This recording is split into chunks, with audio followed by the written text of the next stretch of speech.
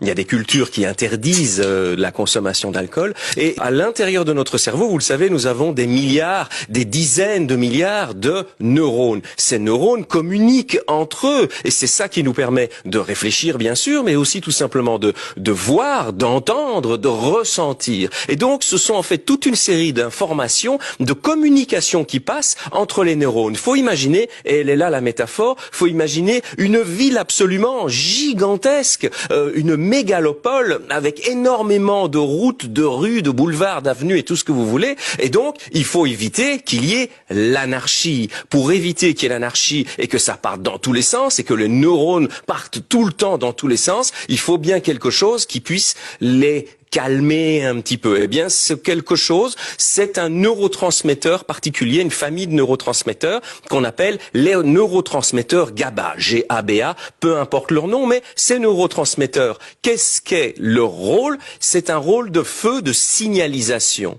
En gros, ce sont les feux rouges. Et donc, si vous avez des neurotransmetteurs GABA qui sont actifs, eh bien, les feux rouges s'allument et donc la circulation ralentit, voire s'arrête, et donc c'est ce qui permet d'éviter que la circulation parte dans tous les sens à tous les moments. Ça, c'est le fonctionnement global du cerveau. Qu'est-ce qui passe quand on prend de l'alcool? Eh bien, dans l'alcool se trouvent des molécules qui excitent les neurotransmetteurs GABA. Autrement dit, l'alcool va avoir tendance à allumer les feux rouges. Et étant donné qu'ils allument les feux rouges, eh bien, les quartiers dans lesquels se trouvent ces feux rouges, dans ces quartiers, il va y avoir un arrêt d'information, un arrêt de communication et un arrêt donc de fonctionnement. Or, ça se fait toujours dans le même ordre. Le premier quartier qui est touché avec ces feux rouges qui s'allument un peu partout, c'est le quartier des inhibitions. Étant donné qu'il n'y a plus d'inhibition, eh bien, on commence à chanter n'importe quoi, à rigoler très fort, à parler aux gens, qu'on ne connaît pas, parce que la timidité s'en va aussi, puisqu'on n'a plus d'inhibition, bien évidemment.